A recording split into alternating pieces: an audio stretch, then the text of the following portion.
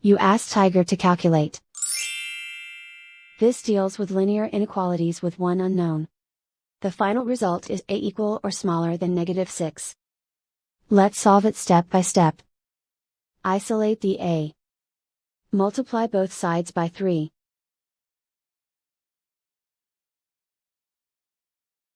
Group like terms.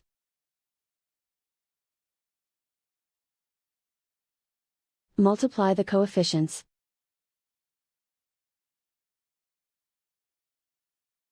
Simplify the fraction.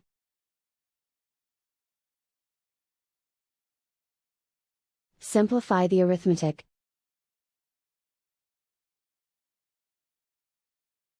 Plot the solution on a coordinate grid. And so the final result is a equal or smaller than -6.